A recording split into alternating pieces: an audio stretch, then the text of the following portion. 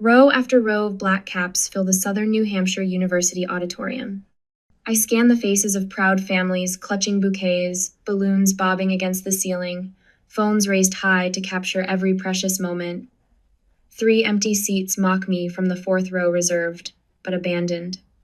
My phone vibrates. The group text from Mom glows on the screen. Sorry, honey. You know how Uncle Mike gets about Super Bowl Sunday? Been hosting for 20 years. We'll celebrate next weekend, Axo. I click the screen dark, fingers trembling. 6 years of night classes flash through my mind. Double shifts at the insurance company. Dinner from vending machines. Every invitation declined because I had to study. Every holiday worked so someone else could be with their family. The reliable Toyota I sold to pay for my final semester. The health insurance I canceled to cover books. Lauren Elizabeth Summers. My row stands. The dean's voice echoes through the sound system as I walk toward the stage. My sensible heels click against the hardwood, the only pair I own, bought at Goodwill for interviews. The weight of my graduation gown feels heavier with each step. Bachelor of Business Administration, summa cum laude.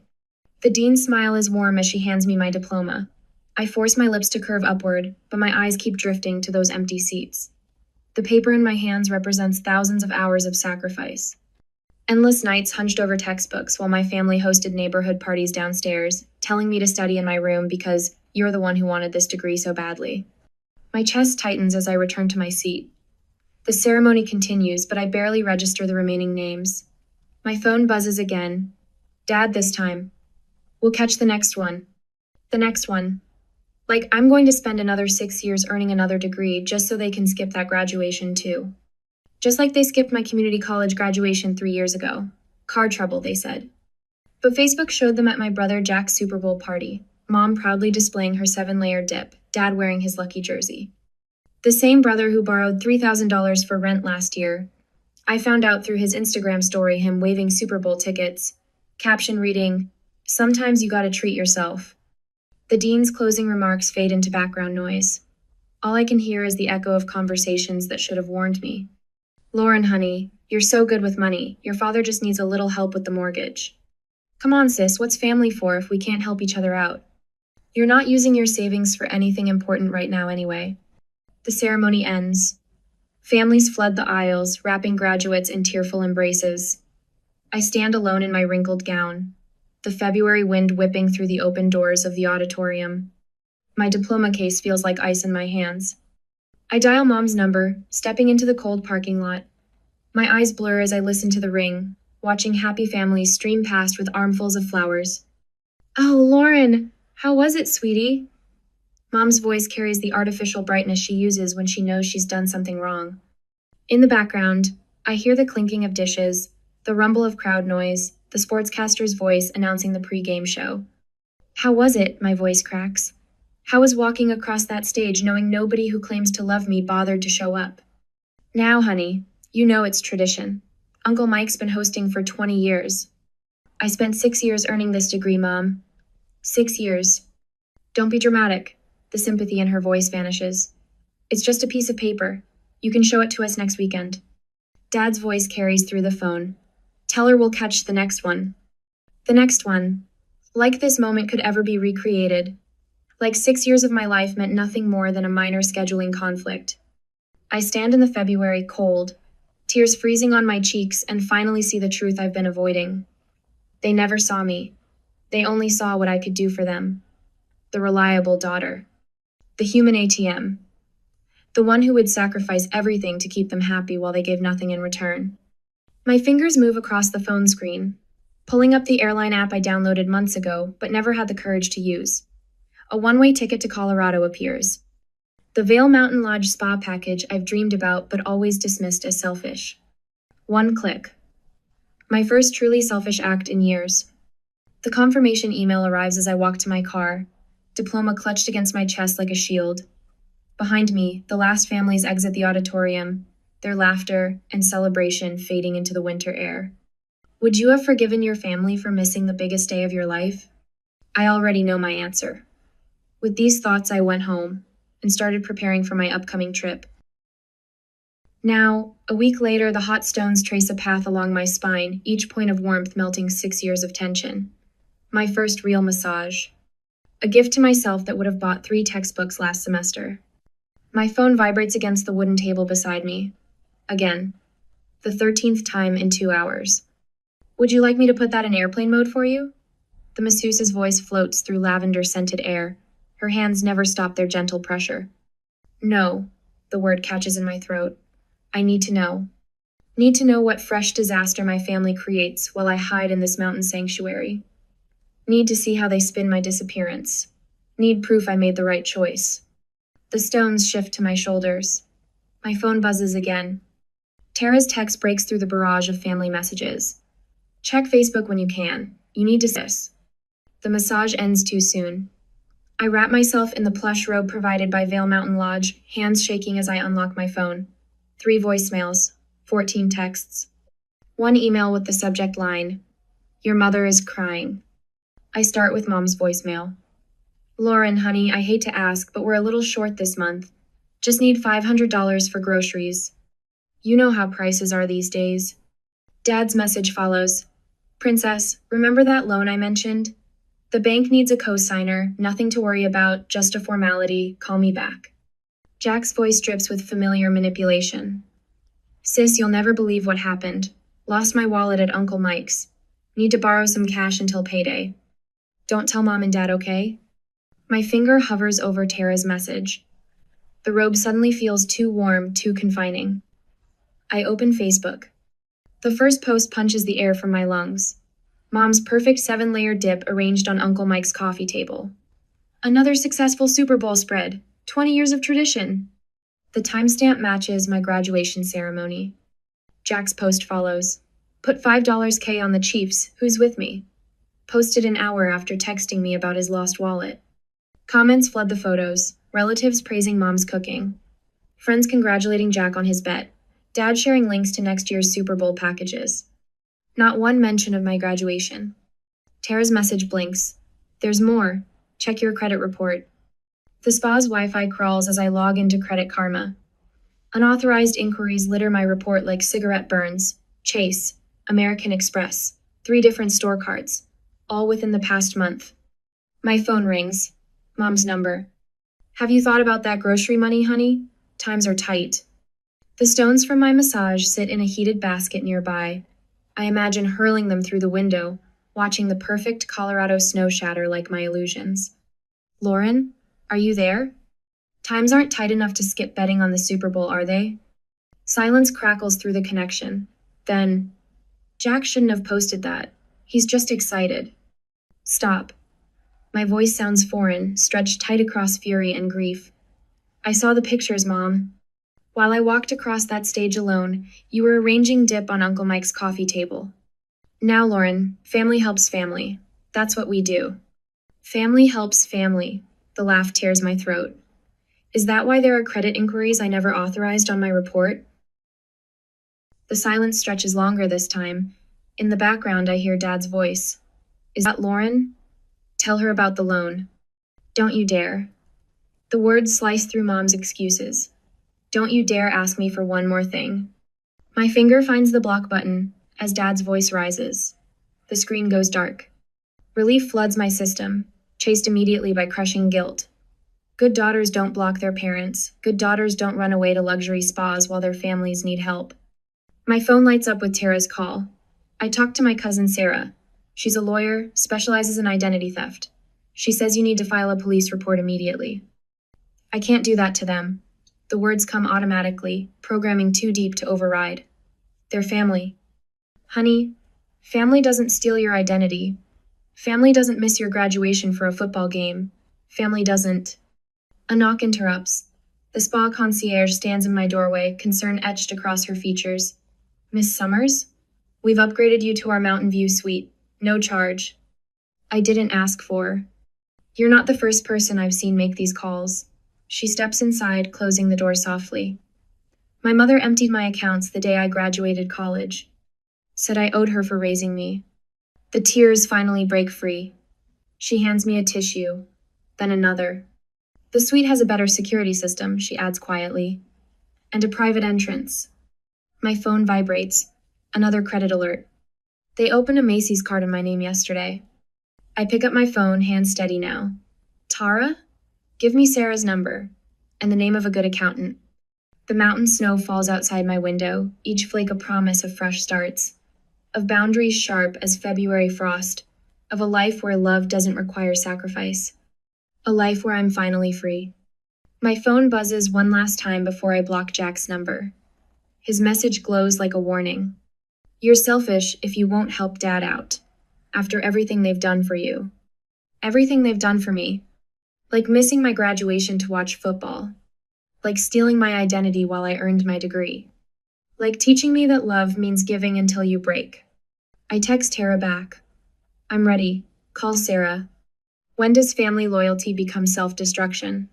I already know my answer. After the vacation was over, I came back to my apartment, met with Sarah and Tara, and prepared the necessary documents to fight my family. They need to learn boundaries once and for all. A whole month has passed that way.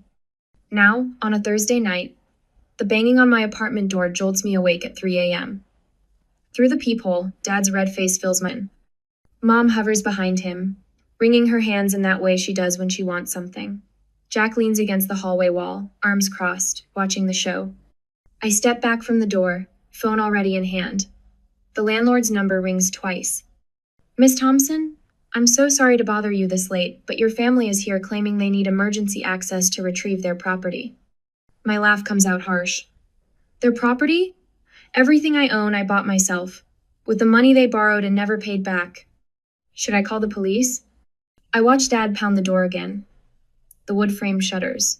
Yes, please. My phone lights up with Mom's latest voicemail. I tap play, setting it on speaker while I pack. Lauren, honey, how could you do this to us? After all we've done for you. Her voice breaks with practiced perfection. I've heard this performance before. When she needed money for the roof, that never got fixed. When Jack needed bail money, that bought Super Bowl tickets. When Dad's business was struggling, while he gambled away his savings. The next message plays automatically. Dad's voice booms through the speaker. I'll tell everyone what kind of daughter you really are. Ungrateful, selfish. After we sacrificed everything. I delete the rest without listening. My hands shake as I dial the number Tara's lawyer cousin gave me. He picks up after 3 rings. Financial abuse documentation? The advisor's voice carries no judgment, just quiet competence. Bring everything you have. Bank statements, loan documents, any texts or emails showing patterns of manipulation. I entered my cabinet 2 minutes later. My filing cabinet yields 6 years of evidence. Every emergency loan, every guilt, inducing request, every promise of repayment broken. The stack grows higher on my kitchen table while red and blue lights flash through my window. The police arrive as Jack starts his performance. Sis, come on, open up. We're worried about you.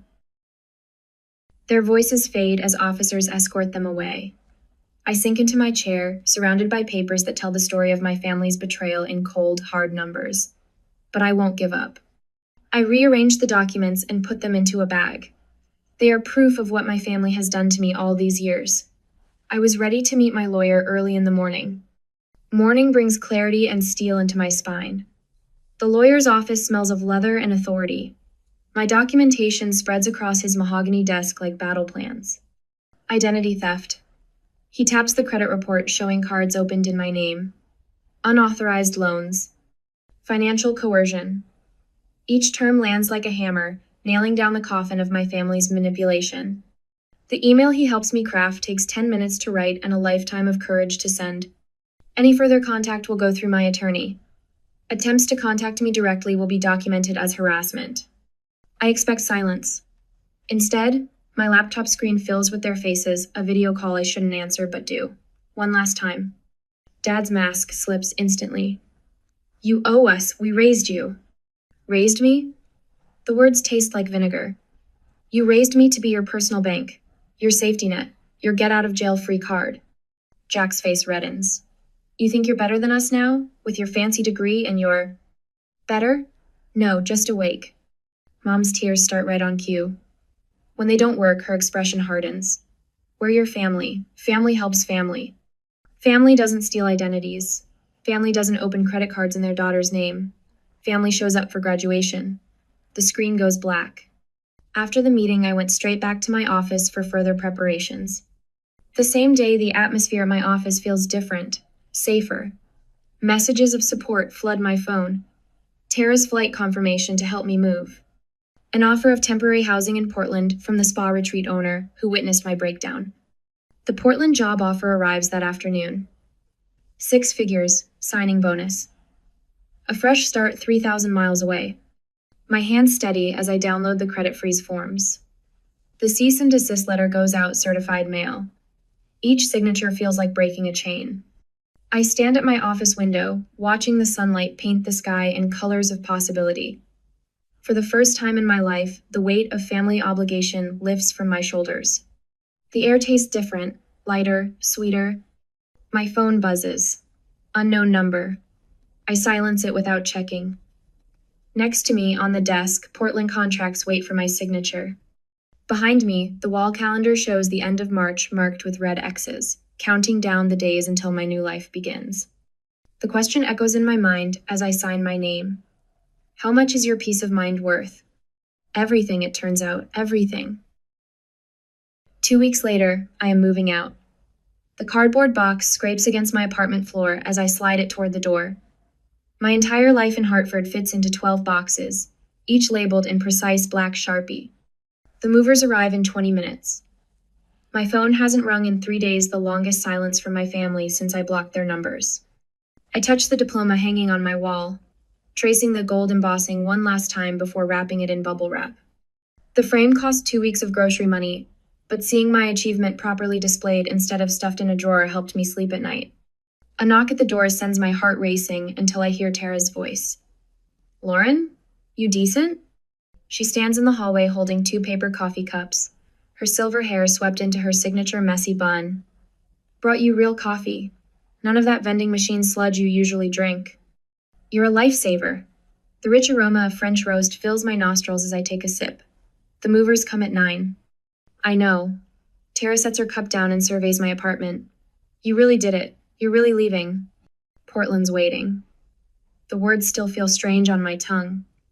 2 weeks ago, I accepted the department manager position at Western Insurance's Oregon office, double my current salary. Full benefits. A signing bonus that covered first and last month's rent on a downtown apartment. My phone buzzes. Another email from Dad's lawyer demanding a response to their reasonable request for family reconciliation. I delete it without reading. They hired a private investigator, Tara says, watching my face. Jackie from accounting saw him asking questions in the break room yesterday. A laugh bubbles up from my chest, surprising us both. Let them waste their money. By tonight I'll be gone. The movers arrive exactly on time. I watch them load my life into their truck, each box a brick in the wall I'm building between my past and future. My neighbor Mrs. Chen waves from her balcony. She thinks I'm moving for a promotion. She doesn't know about the cease and desist letter in my desk drawer, or the police report documenting years of financial abuse. My LinkedIn post about graduating despite family sabotage went viral last week. 300,000 views, thousands of comments from other survivors, job offers from across the country. Dad's gambling debts exposed in the comments when his bookie's wife recognized our story. Brother Jack's embezzlement from Uncle Mike's construction company revealed by a former employee. The professional community that ignored my family's social media smear campaign embraced me instead. Women in finance, corporate mentors, survivors of financial abuse who recognized their own stories in mine. Thoughts take me to my new apartment in Portland, waiting above the city lights, secured through my future coworker Amanda's real estate connections. The women's professional network there already added me to their leadership committee. My therapist connected me with a support group that meets Tuesday nights. Miss Summers, the head mover, brought me back to reality. He holds out a clipboard. Just need your signature here. I sign my name with steady hands. Through the window, I watch them load the last box, the one containing my mother's china. The set she promised would be mine when I married, then sold at a yard sale to cover Jack's gambling debts. I found identical pieces at estate sales, slowly rebuilding what was stolen. My phone lights up with a text from Amanda in Portland. Office is ready. Team can't wait to meet you Monday. The promotion blindsided my family. Department manager at 30. The position Dad always claimed I'd never qualify for without his connections.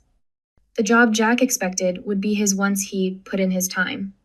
Tara helps me do one final sweep of the apartment.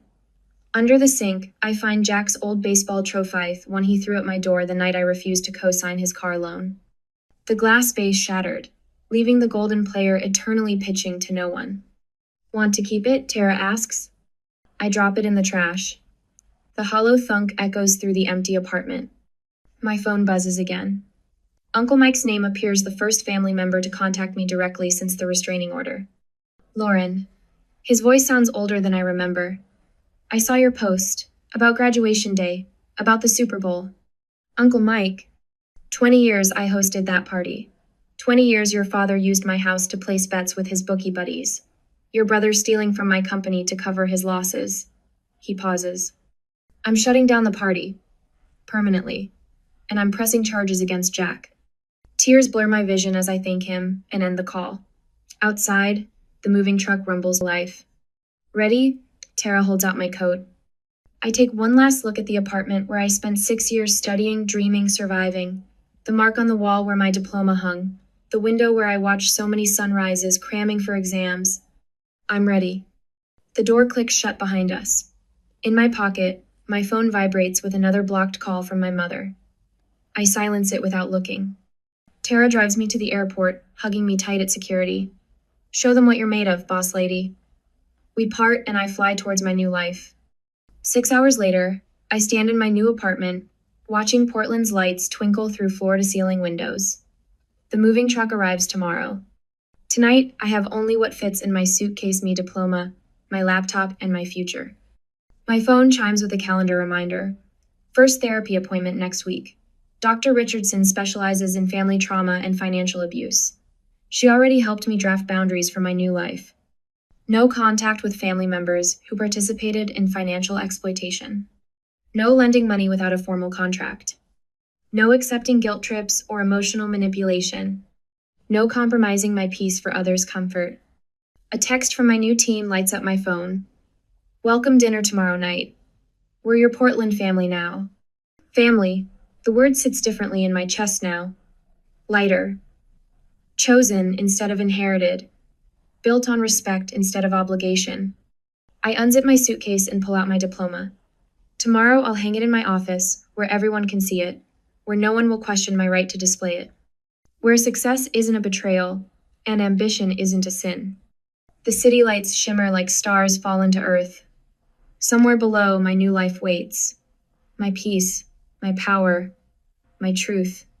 I am Lauren Elizabeth Summers, department manager, survivor, warrior. And I am finally, completely free. Freedom, though, isn't the end, it's the beginning of everything I had to rebuild. The next 6 years taught me how to lead without apology, to own my voice in rooms that once silenced me. Step by step, I transformed from the woman who escaped into the one who inspires. Now, 6 months later, they show up again. Security guard John Martinez spots them first. His hand touches my elbow as I prepare to take the stage at the Pacific Northwest Business Leaders Conference. Miss Summers, your family is in the lobby. The words hit like ice water. 300 professionals fill the ballroom, waiting for my keynote on financial independence. My hands tremble as I smooth my blazer, the Emerald St. John I treated myself to after the promotion. They won't get past the doors, John promises. But they do. Dad bursts through just as I reach the podium. His suit hangs loose on his frame, his eyes wild. Jack trails behind, phone raised to record whatever scene they plan to create. Mom clutches her chest, wobbling in practiced distress. That's our daughter, Dad's voice booms across the silent room.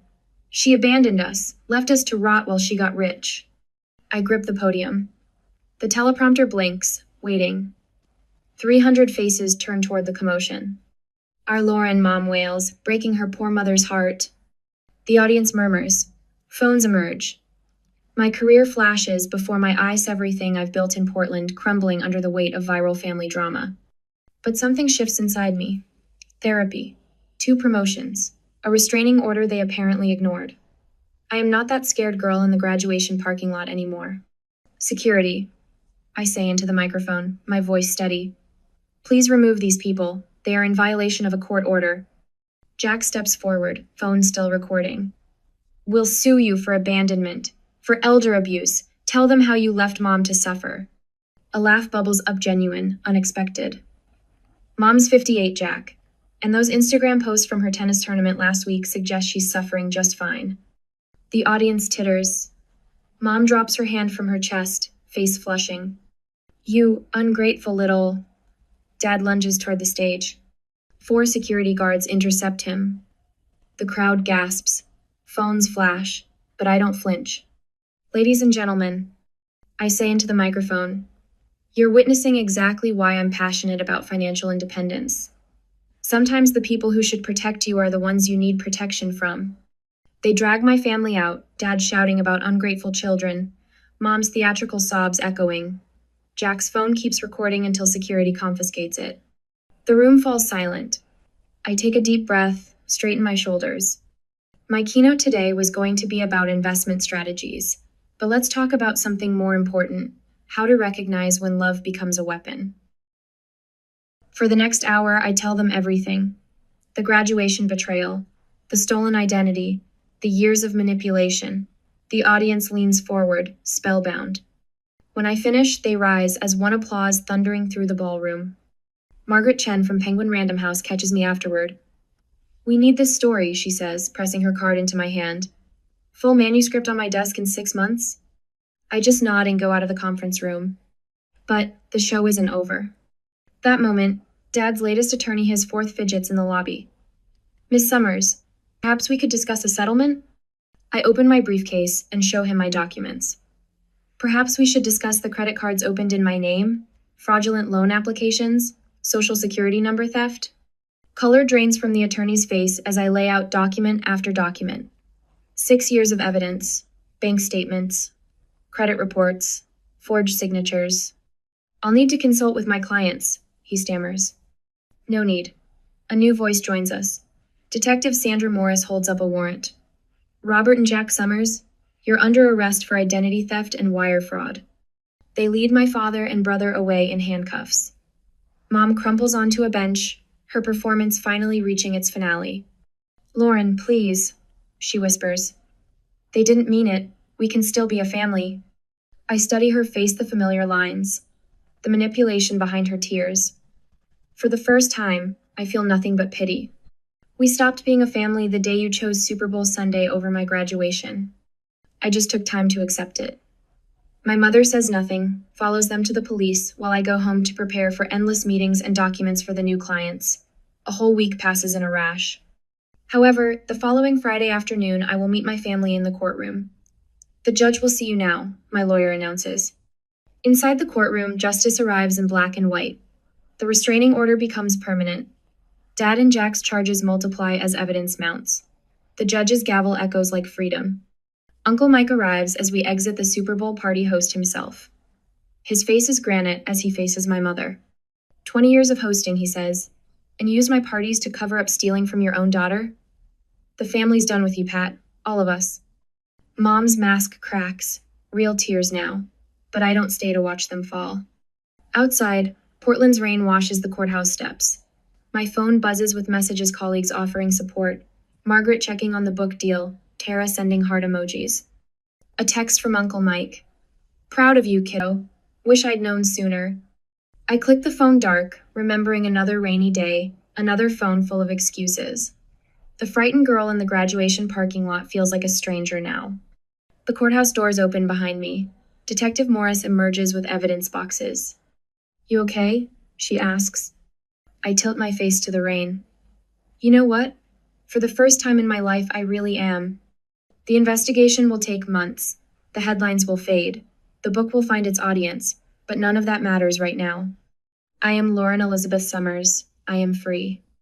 The rain continues to fall, washing away the last chains of obligation, leaving only truth behind. When forgiveness becomes enabling, the bravest love is letting go. I am just sorry I needed 6 long years to realize it. At the present, the Portland spring rain taps against my office window. 6 years of change spread across the walls and frames photos, certificates, newspaper clippings. My original business degree hangs in the center, those empty auditorium seats captured forever in a snapshot below it. Next to that, a packed conference hall from last month's keynote speech. My reflection watches me from the glass, shoulders straight, chin high. The door opens. Sarah, my newest mentee, clutches a thick folder to her chest. The bank statements you asked for. Her voice trembles. Dad opened 3 credit cards in my name. I gesture to the chair across from my desk. The leather creaks as she sinks into it, shoulders hunched exactly like mine used to be. You're already ahead of where I was, I tell her. You caught it early. Her eyes drift to the wall of photographs. Will I ever stop feeling guilty?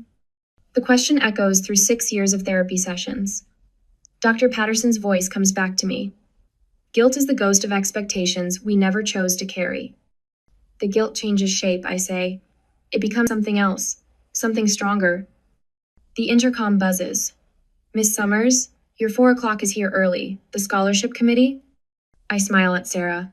Want to sit in? See where this path can lead? She nods, spine straightening just a fraction. The conference room fills with board members, successful professionals who've become my chosen family. Tara, my best friend since that first devastating graduation day, takes her usual seat beside me. Under the table, she squeezes my hand. The Lauren Summers Scholarship Fund, I begin, will provide full tuition for survivors of family financial abuse. My voice carries strength I once thought impossible. Every recipient receives mentoring, legal support, and trauma counseling. The projector illuminates our first-year goals. My hand touches the diploma in my pocket, the one I earned 6 years ago. Master's in Business Administration. This time, every seat held someone who chose to be there. Who chose me? Tara and her husband whooped the loudest when I crossed that stage. My therapy group brought flowers. My team from the Financial Abuse Survivors Network filled an entire row. Even my landlord came, the woman who changed my locks that first terrifying night in Portland when my family tried to break in. The meeting ends with unanimous approval. Sarah's eyes shine as board members share their own survival stories. The shame that once paralyzed her begins to crack. Back in my office, I prepare for tonight's TED Talk. Breaking the chains, recognizing family financial abuse glows on my laptop screen. My phone buzzes with a text from Mark. Dinner reservations at 8, proud of you, babe. 3 years of dating, and he's never once asked to borrow money. Never made me feel selfish for having savings. Never questioned why I keep separate accounts. The autumn sun sets behind Portland's skyline as I pack up. My office wall holds one last photo last year's Friendsgiving feast. 20 survivors turned family, crowded around my dining room table. Some crying, some laughing, all healing. My therapy journal sits open on the desk. Today's entry reads, "Peace isn't the absence of conflict, it's the presence of choices." The elevator carries me down to the lobby where Mark waits. His smile reaches his eyes the first thing I noticed about him. No hidden agenda. No manipulation. Ready for your big night? He offers his arm. I think of that frozen February morning, standing alone in a parking lot with my first diploma, of Uncle Mike's Super Bowl party that my family chose over my graduation, of my brother's stolen money and my father's gambling debts. I nodded and smiled, and we went to the parking lot. He drove to the event. An hour later, the stage lights warm my face as I take the microphone. 3,000 people lean forward in their seats. My chosen family scattered throughout the crowd, tissues ready. The best revenge, I begin, is a life well lived. But the greatest victory, that's helping others live well too. The words flow without rehearsal. I tell them about empty seats and broken promises, about the weight of expectations and the freedom of boundaries, about building a family from scratch, based on respect instead of blood. In the front row, Sarah sits straighter than I've ever seen her. Behind her, dozens of survivors I've mentored. Their faces reflect back the strength they found within themselves. My hand touches the diploma in my blazer pocket. Not the old one, the new one. The one earned in an auditorium full of love. The standing ovation thunders. Mark beams from his seat. Tara whistles through her fingers. My therapy group bumps fists. The next day, in my office, I adjust the frame holding both graduation photos. Empty seats beside full ones. Broken dreams beside realized ones. My reflection meets my eyes in the glass. The scared girl from that parking lot is gone. In her place stands a woman who finally understands. Sometimes the family you lose is the price of the family you find. I touch my original diploma one last time before heading home. Tomorrow brings another survivor through my door, another chance to turn pain into power. My phone lights up with a text from Sarah. Thank you for showing me what's possible. I smile, typing back 4 words that took me years to learn. You were always possible.